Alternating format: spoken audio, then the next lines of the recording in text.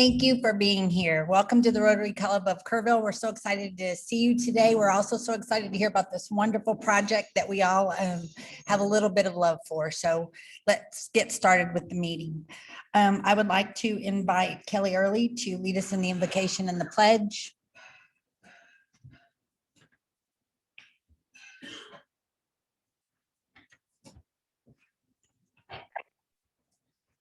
So this morning, as my husband and I were getting ready to go to work, we were going over our schedule for today. And I said, and I'm praying at Rotary. And he said, oh, you're taking my place. So I guess since I'm number 2, I will pray.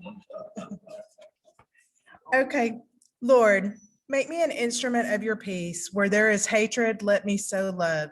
Where there is doubt, faith. Where there is despair, hope. Where there is sadness, joy. Grant that I may not so much seek to be consoled, but to console, to be understood as to understand, and to love us, and to be loved as to love. For it is in dying to self that we are born to eternal life. God bless Kerrville and the great state of Texas. I pledge allegiance to the flag of the United States of America and to the republic for which it stands, one nation, under God, indivisible, with liberty and justice for all. And we're going to have a song, yay. But before we do that, I'd like to invite Chef Bill Hickey up to the front here with me. This is Chef's last day here at the Croc, and I wanted us all to tell him thank you and show appreciation for all the hard work they've done to get us back in our meeting.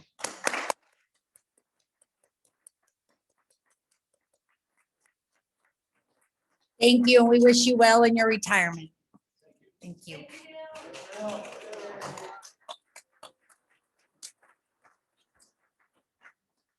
Okay, this is the last verse of Haji's Palms.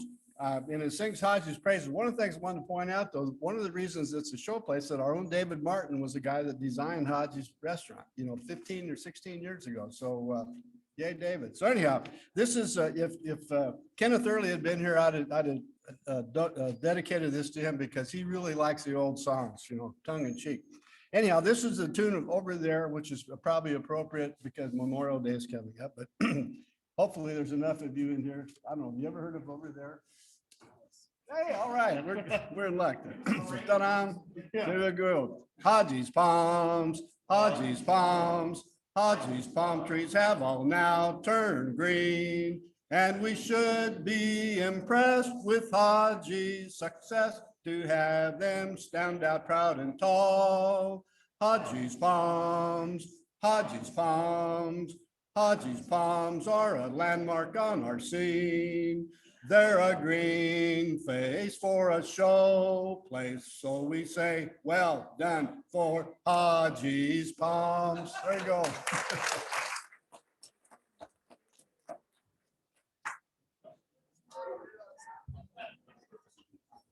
Thank you so much, George. It's so much fun to have those songs come back. Okay, I would like to introduce Clint Morris to come up, ask Clint Morris to come up and introduce our speaker. Thank you.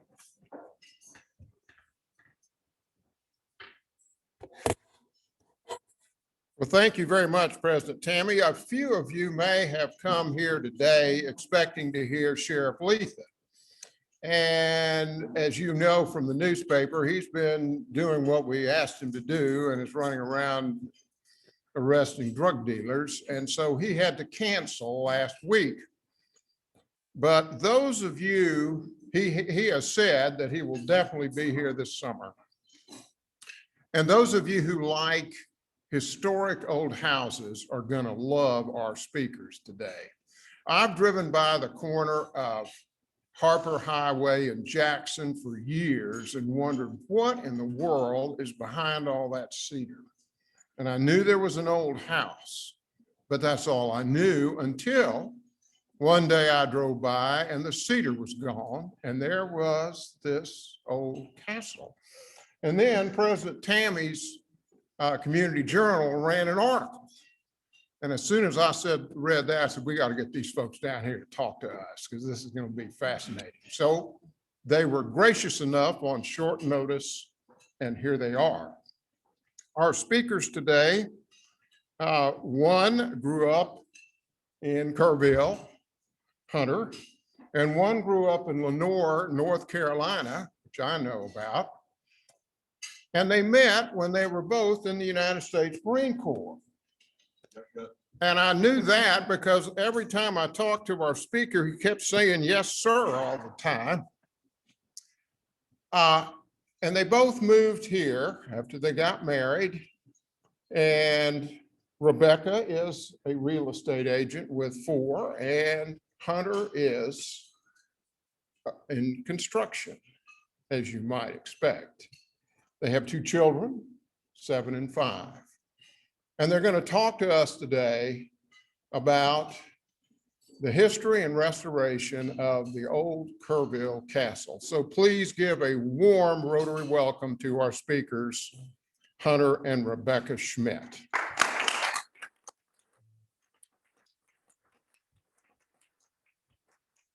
How are y'all doing?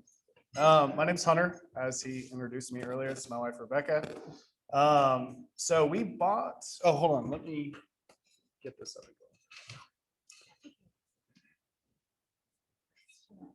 Oh, how do you do it? Okay, while she's getting that going, I will talk about. We looked at this about a year ago at the house. At the time, it was priced a little bit outside of what we were really looking for. That's it, yes. Let me just bring it up. I think you can click on that right there. Yeah. There it is. Oh.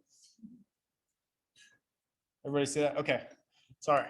So we looked at it about a year ago, and it was priced a little bit outside what we were looking for. We were grateful when it actually came down a little bit. And this is the 3rd historic house we've tried to buy in Kerrville. My grandfather owned the one downtown when I was a kid growing up, the original Charles Schreiner house. And I remember going through that. And I've always been interested in older homes. So whenever this came on the market, it came down a little bit. We made a run at it, and we were fortunate enough to actually acquire it. We didn't realize that it was 10 acres and the home. There's also behind it the garage that is another, let's say, 1,000 square feet with a 2-bedroom apartment and then 3-car garage underneath it, which was the original carriage house that was remodeled in 2008. The house itself, interior-wise, hasn't really been touched, I would say, since the 60s or 70s. They've had a little bit of stuff done as far as what they've had leaks and stuff over the years, but there hasn't been a whole lot that's been done. Go to the next one. Okay, so this is a painting that we found originally in the house. I was there during the estate sale. This is what it looked like when it was built. The painting was commissioned, I think, in 27. The house was built in 26, finished in 27. The architect on it was Adams and Adams, and the contractor was out of San Antonio, who was Walsh and Burney. The architect that designed the house, which we'll get to some of his other projects, he's the same architect that did, there's another one in River Hill, which is its sister home, and then there is also the Kirk County Courthouse he did as well, and then another of other buildings in San Antonio. This is the sister house in River Hill that just sold recently, but so the story is that Scott Schreiner's wife went to a party here in 1925, right around the time it was built. And then she said, basically, I want this house. So they reached out to Adams and Adams and then had it commissioned and then built the following year. The property where our house sits, or their house sat, was owned by the Starkeys, and they originally purchased it from the Starkeys and then to them and then to us. Okay, so this is the entryway. I've got all the bills and everything on all the ironwork that was done, on all the flooring and everything. The Shriners kept all of that. So any construction document that went with this house, we've got copies of everything at our house right now. So the front door, this is walking in. I don't know anyone here that has been through it, but this is all it's all one piece wrought iron right there when you come in. And then the floor, as you can see, it's a terrazzo tile. If you've been to the Arcadia Theater, it's the same guy that did the Arcadia Theater outside. It's the exact same floor, so because it was built around the exact same time. Next. Okay, so the picture on the left is looking into You can see like the breakfast area and again, that entryway and then the staircase that leads up. All the fixtures are original with the house. The breakfast area, the tile that's in there is original to the house. It is the same tile that's outside on the patio as well. The windows, again, all era 26, 27. Say that again.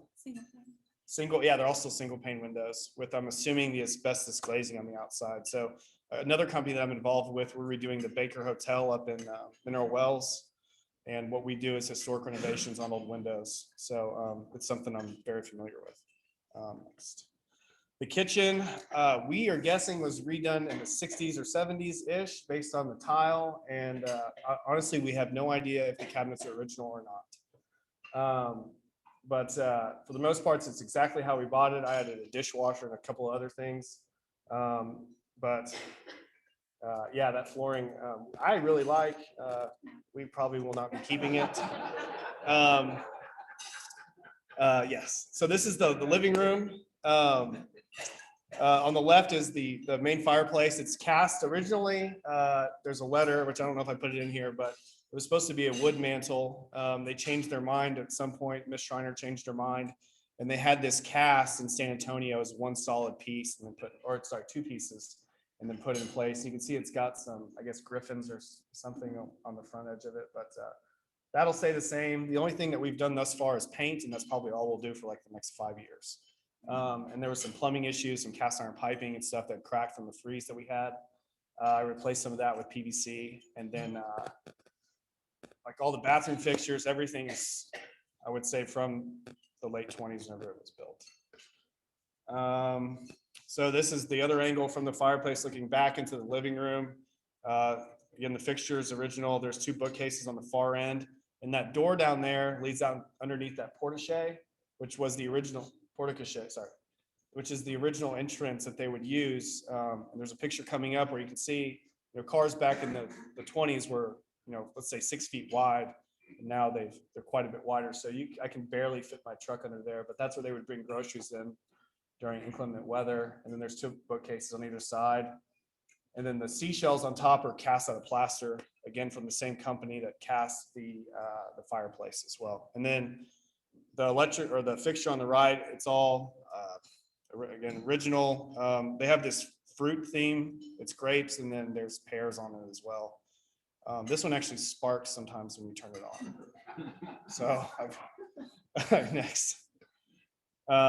Okay, so the stairs looking down. Now that wall on the left, so all the exterior walls, the way the house was constructed, it was built like a castle, right? So they built the rock exterior first, and they went in and framed and plastered inside of it. So that wall on the left is actually an exterior wall, and it's just plaster onto the rock. It's 2 layers of rock stacked straight up, but they sweat. So when it rains, water comes through that, and there's a letter coming up. You'll see where it was an issue in 27. Scott wrote a letter out to the contractor, like, why are my walls sweating, basically. It's just the nature of that rock. You can repoint it, which is where you cut out all the mortar and replace it, but it's just something that will pretty much happen forever, unfortunately. But the people that own the house in River Hill that just sold that had the same issue for the entirety of the 13 years they owned it. So yeah, original chandelier, and that's just going down back around to the first floor. On the right, the door on the left is a back staircase that leads down to the kitchen. There's a buzzer downstairs, also underneath that breakfast table that they would use. They had a live-in chef that lived out in the apartment that they would buzz him whenever they need food. So the story that we got from the realtor who sold it to us was that Mr. Schreiner would come down for breakfast and he would ring the buzzer twice as soon as he got down there for biscuits and gravy. The cook would go back to his apartment, and then he'd ring it again when he wanted more gravy, and the cook would come back. And then the little door on the right just leads into a cedar closet, and there's it's just a cedar closet. So next.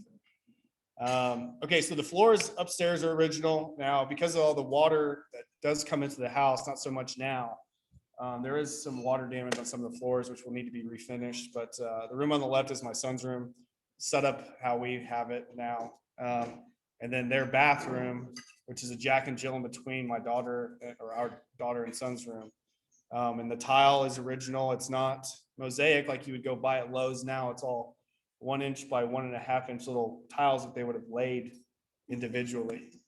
And that tub probably weighs about 900 pounds. It's just cast iron. All the plumbing in the house is still galvanized pipe, which rusts from the inside out over time. So at some point we will have to replace all the piping inside the house. And then for now, you can't see the fixtures on the bathtub, but they're all the original ones from the late 20s. Just 2 knobs that leak. All of them leak. We've had plumbers try to fix them and they've changed the cartridges out, but ideally we will have to replace everything in there so that they don't leak. Next. On the left is, okay, so this was the original master bedroom on the left. There's a bathroom that goes from there into where there was a sitting room upstairs, which is now our master bedroom that has a fireplace in it. The picture on the right would be the sleeping porch that they would have used because there was not central HVAC back in the 20s. So on hot summer days, they would go and open up all those windows and sleep out there at night, I guess. There is now central HVAC. The units are down in the basement, which I don't have a picture of that. And the way that the first floor is poured, it's 6 inches of concrete poured over bridge trusses that they would have brought in, which is kind of strange. So in order to get that HVAC line, the lines upstairs, they had to cut through all of that. And part of what they did was use there's an incinerator in the basement. They use that incinerator chase to run everything out. So next. And all this information I've learned over the past 4 months from whenever we decided that we were going to look at purchasing the house back in February. That is the porch that comes off the living room on the left. That same tile that's outside is the same tile that's in the breakfast area. I put a picture of my truck in there in that to show you how narrow that really is compared to how it would have been back when they used that to bring groceries in. Because there was actually a set of stairs that came off the little doorway right there off of my side mirror that came down. So you wouldn't have even been able to pull through there. This is the master, our master now, which was their sitting room, because you can actually lock off that entire side of the house. Let's say if they had a party or something, they had people serving food, there's a space from the kitchen, there's a little cabinet that you can open and they can pass food through and lock off that whole side so no one can access. And actually Dodo had a buzzer installed, and then there's the security system can be accessed from only there. So if she was up there, she could turn the security system on and off so she could lock herself up there so no one could come up there. Anyway, next. Yes, so this is a set of the original blueprints. Well, this is a picture of a copy of the original blueprints. I have the original blueprints. They are at Kerrville Framing. I'm having each page individually framed, and we're going to put them throughout the house. But it's kind of hard to see. This is just to show you what it looked like. There's a few changes they made in red ink on there. This would have been the foundation plan. And also the basement that's on there only extends to the incinerator on there, but when they built it, it actually extends almost the entire length of the house now. Next. This is a front elevation of the house. I just wanted to show the detail that they had on it in comparison to what it looks like in person, which it's almost identical. The only things missing are the gargoyles, and then the top, the coping is a little bit more rustic the way it is done now. And I don't know if that's from weathering or if that's just how it was done. Okay, so the architect Adams and Adams was designed by Carlton S. Adams. These are all of his other houses in San Antonio that are historic homes. And then coming up, there's another paragraph, but he also did the Kerr County Courthouse and a number of other historic buildings around the state of Texas. So if you wanted to go and visit these other homes that he designed, you could access it through this portal. Okay, I don't expect anyone to read this, but he also designed the King Ranch main house on the King Ranch. And then there's a number of buildings on there. Kerr County Courthouse, it said, Nixon Office Building, Corpus Christi. And then I don't know if anybody else knows of any of these other buildings that's on there, but those are the other notable buildings that he designed, as well as, so after about the first 6 years of his designing career, he stopped designing homes entirely, which is strange because it would have been right before this house was commissioned. So this was a special project, or it was more of a favor, if anything. Next. So this is just a picture of all the documents that we have.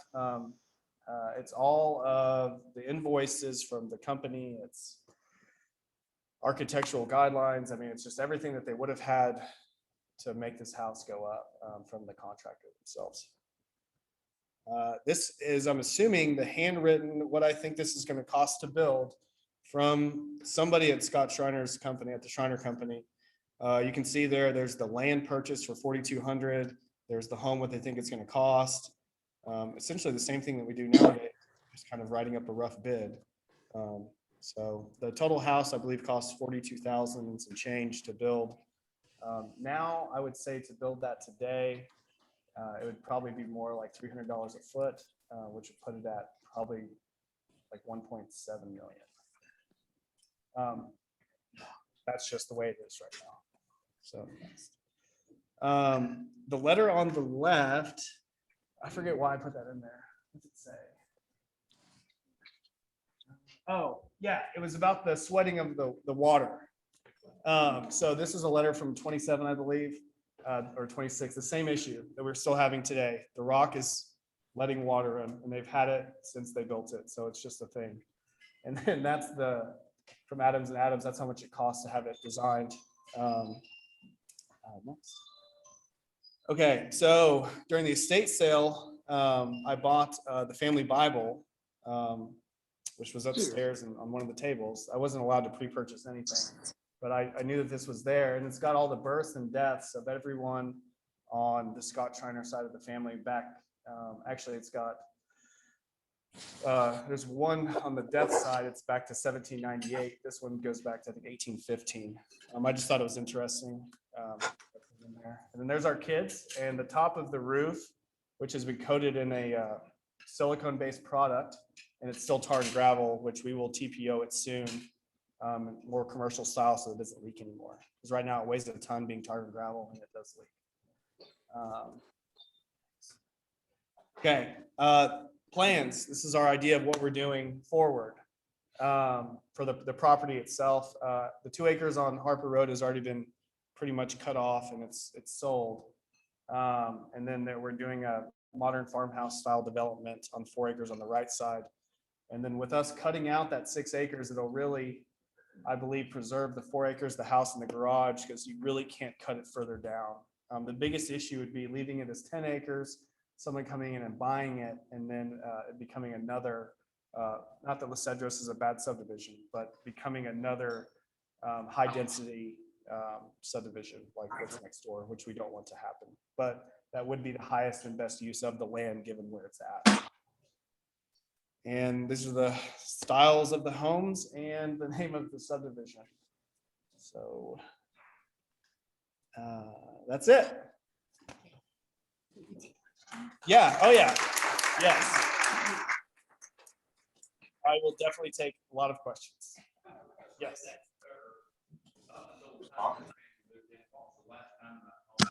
2009, right around when Dodo passed away. She would have been the last member of their family that really lived there. Documents that you found, how did you find it? They're in a plastic container. They were found during whenever they were going through for the estate sale. Rachel Fitch was kind enough to hold on to them and give them to us as a gift. So they could have sold them, but they didn't, thankfully. And then Scott found the original blueprints in his garage about 3 weeks ago, and then called me and gave them to me. Because we do really appreciate the historical significance of the home, and that's what we're trying to do. Name's Hunter Schmidt. They bought the Schreiner house. It was on the corner of Jackson and Harper. It was on the front page of the paper there. It's the same architect that built the Barton's house. Yes, that was the Barton's house is the house on Overlook Drive over in High Ridge of River Hill. That was the slide with the basement set in the back. So that just sold recently, but that was the Barton's house that he was referring to. Yes. I know it was listed for 8. Exactly how much they got for it. It's sold in 2 weeks, so Yeah, they had an offer in 10 days. yes. Yeah. But we did get to go, the Bartons were gracious enough to sit down with us and go through their entire remodel story from beginning to end. So they were able to, Yes. tell us, start here, don't start here. This is gonna save you money. So they purchased it 13 years ago before they had sold it. And I guess pretty much over the course of those 13 years, they told us that they were working on it pretty much the whole time. There's a thing with rock and mortar houses that every 100 years they have to be repointed, which I didn't know what repointing was until he told me that. And we're coming up on that in about 5 or 6 years, so we'll have to repoint the house. So Oh, sorry, repointing is where you chisel out all the mortar around the outside of the house and then replace it. So mortar has a lifespan apparently of about 100 years. Yes. We found out. So eventually that'll have to be done, but we got some great pointers on how to go about doing that. Yes. So, Yes, sir. So it's the moisture in the work, not the rock. Yes, yes. well, and just when it rains, that rock, I mean, there's not, I mean, you look at the house, they've sealed all the pores, but somehow through that rock, the water just, I mean, if you go up in the attic space, it's about 4 feet. You crawl up in there and crawl around to the exterior wall. And if it rains, there's water just seeping through the edges. It's an interesting, and they had the same issue at their house too. So it's just it's like a known thing, or unknown, I should say. I think it drove them a little crazy trying to fix it over the years because they wanted it to stop, but we're going into this kind of with an understanding of it may never stop. So Yeah, Amos gave me some really good tips. So, yes, sir. You mentioned the incinerator twice. Yes, What is the incinerator? there.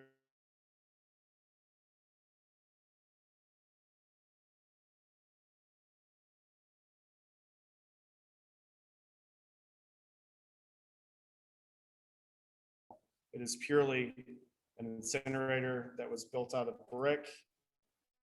It's got a steel lining on the inside. They had a fire in there at some point during its time, and they stopped using it. But I opened it up. There was like beer cans in there from like the 60s and 70s. There was just all sorts of stuff in there. But now it's being used as an electrical chase, the HVAC chase. They ran stuff up it, and then there's some plumbing. It's perfect going through that the concrete floor to have that go up through there instead of having to chisel out yourself. So. So those are obviously poured in clay concrete floor.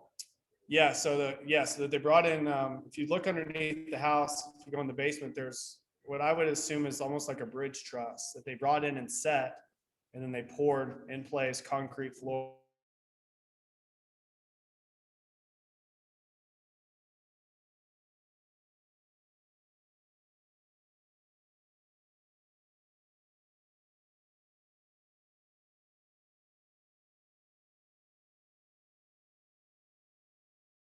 There's piers poured. The old city hall building, downtown Curry, where Pioneer Baptist, built the same way, the basement and crawl space, entire building. Yeah. I think they call it a tan,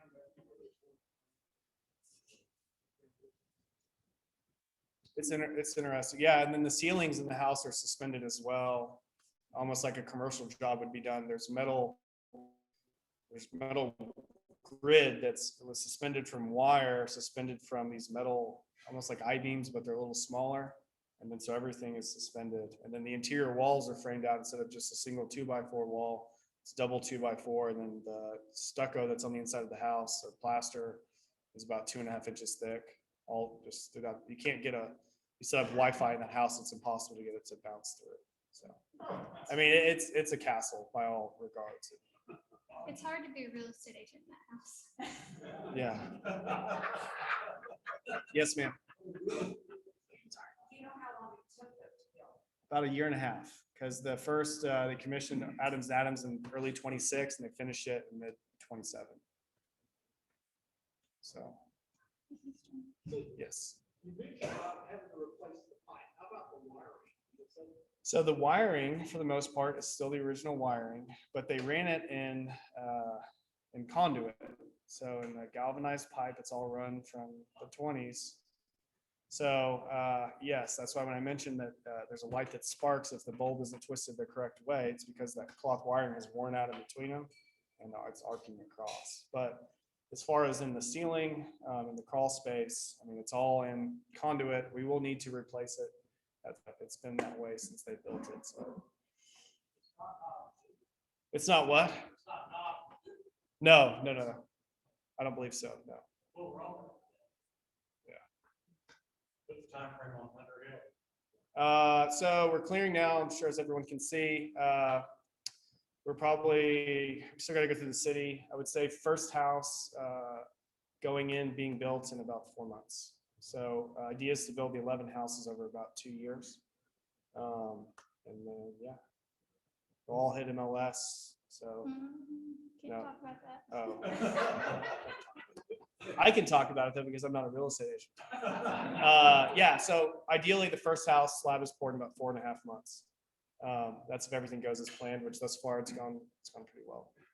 So, yes. Curiosity question, what's the market for wall fence posts? It's pretty good. So, so Drew Immel Construction's doing the clearing for me. He hired out someone to come in and post out everything. We're really trying to reuse and not just burn everything and haul it off, which we can't burn in the city anyway. But the mulch, we've given away tons and tons and tons and tons of it. I believe someone is selling it off Thompson Drive right now as well. Yeah, I mean, it's just, if you want to go get some, please go take some. Except for the fence posts, I can't speak for, but the mulch, absolutely, yeah. Or somebody, you call Drew and he'll bring it to you, maybe. Can we ask our online guests if they have any questions? Yes. Do any of the online guests have any questions? Oh, there's one more.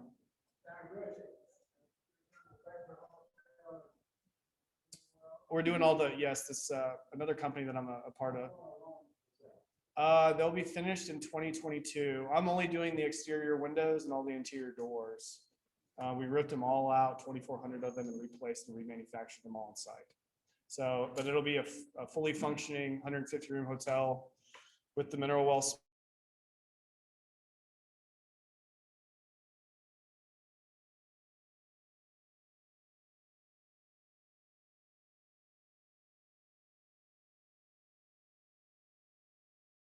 Hopefully. Let me ask one more question. It was originally 10 acres. It was originally 20 acres So what? with Los Cedros. Okay. Well, settlers took 10. So then the 2 acres that fronts Harper High. Spoken for. Okay, focus. I'm trying to be correct. So that leaves 8. Yes. So how many acres are going to be maintained for the test? We will have 4 acres, 4 acres in the house. So we're keeping a 300-foot wide by 590-foot all the way across the Cedros. 4-acre spot, and then the subdivision will sit on 4 acres.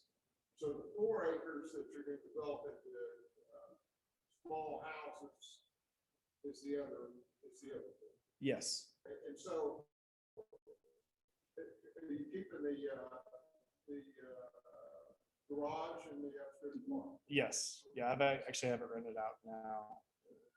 So, yes, yeah, it'll be, and there was a barn that we had somebody come in and take down because it was encroaching on an easement, but instead of just getting rid of it or trashing it, because it was probably built in the 40s-ish, they repurposed it and rebuilt it somewhere else. So they just came in and took it for free and they rebuilt, yes. Does your incinerator chute still work? Because I would have tried to put her down that. It's still, I mean, it would still function as an incinerator if you used it, yes. We would loosen the electrical and plant. Yeah. Any more questions? I was in artillery. 08 dum-dum. 08, 11. Yeah, I deployed to Afghanistan. I was in from 08 to 13. She was in Intel. So we met in Pensacola. Oh, yeah. No? Well, thank you so much. Thank you.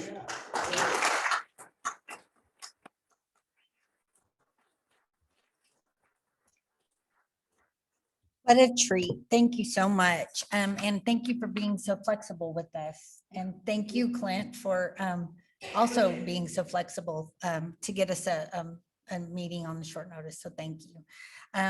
I would like to introduce you to some special people. I'd like to ask our guest with our scholarship recipients to come up here. And if you'll come up on stage. I've been telling you that your club has distributed or awarded $25,000 in $1,000 scholarships to local students and college students, local high school seniors. And in their presentation, we invited them to come and say hi. So I'm going to ask each of them to introduce themselves, say what school you go to, and where you plan to go to college if you're not already in college. Okay. Hello, I'm Jesse Jimenez, and I just graduated from Our Lady of the Hills High School, and I will be going to Southern Methodist University in Dallas in the fall. I'm going to study anthropology and journalism with a minor in chemistry. So.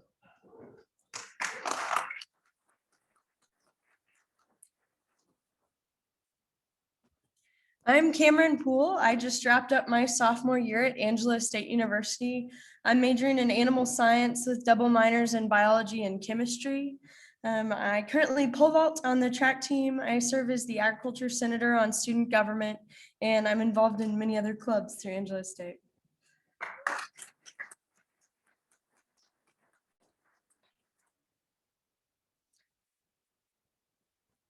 I'm Jordan Bunch. I just graduated from Ingram Tommore High School. I'm going to go to Schreiner University for biochemistry, and I hope to go to the Texas Tech Medical School afterwards.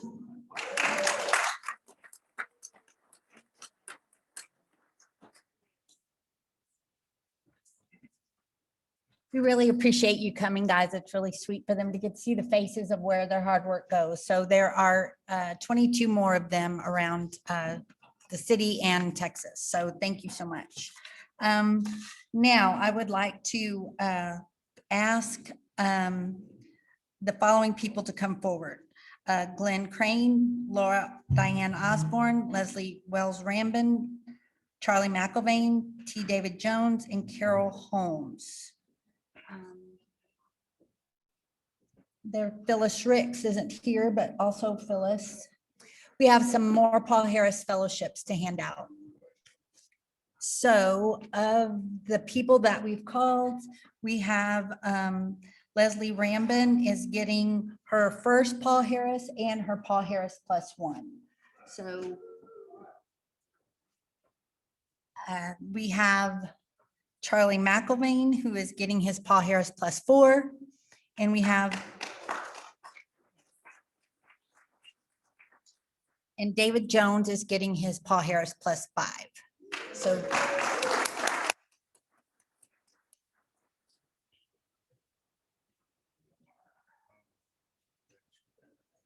David Martin, can you come forward?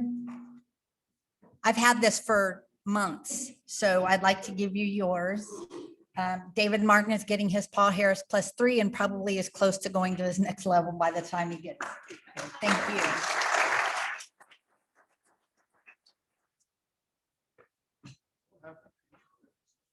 Okay, now I have some other things, exciting things to do for our club business. I would like to invite Leslie Rambin or ask Leslie Rambin to stay here, Diane Osborne and David LeBrot. They are turning in their red badges, so you know how important that is.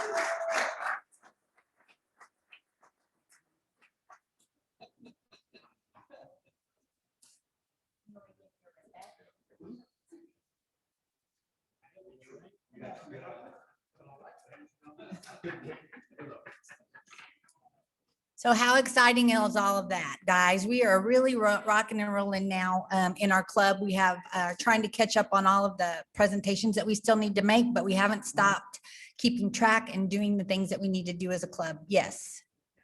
Yep. At your tables are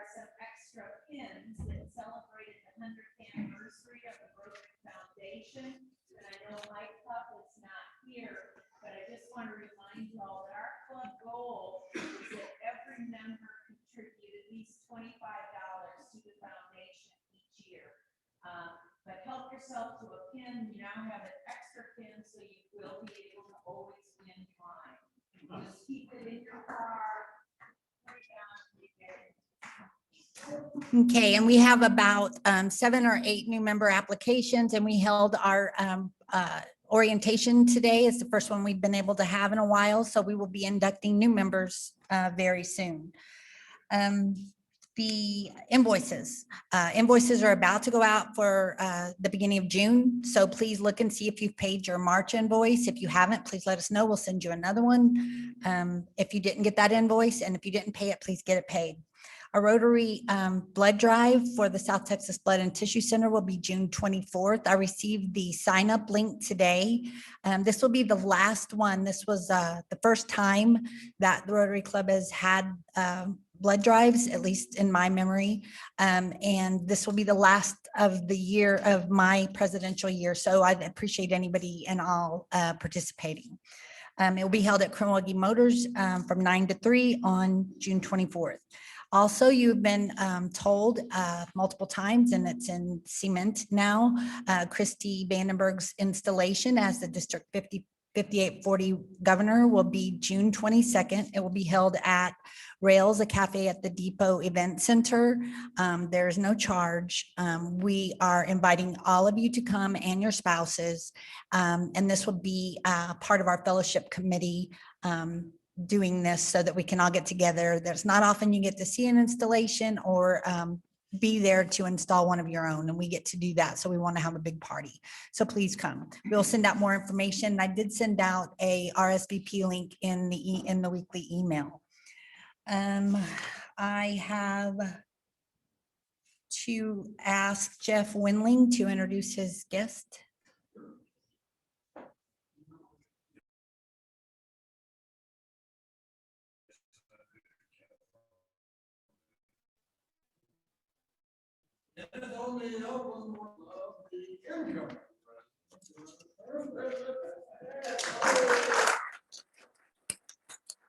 Different kind of guest, so I went ahead and did that instead of President Jeff, but President-elect Jeff, but he did ask me to remind everyone that Monday Day,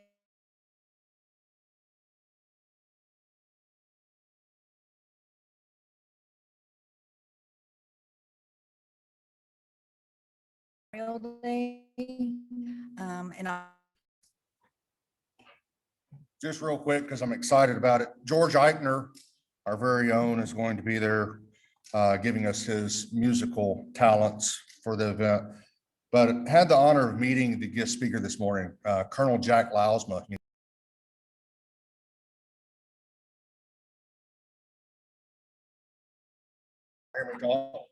But please come out and celebrate our heroes with us on Memorial Day, because it's not a day to thank a veteran. That's in November. This is the day that we think about the Memorial Day or the Memorial Wall. Thank you. okay, it's time for wine. So if you are wearing your pin, I have a nice bottle. Do you have a pin? Yay. All right, it's yours.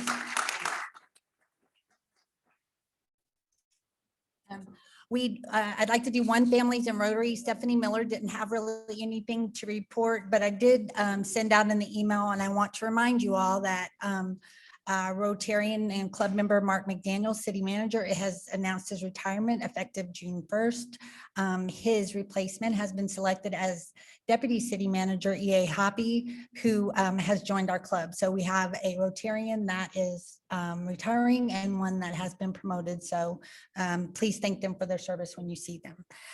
With that, I'd like to ask you to join me in the four-way test. Of the things that we think, say, or do, is it the truth? Is it fair to all concerned? Will it build goodwill and better friendships? Will it be beneficial to all concerned?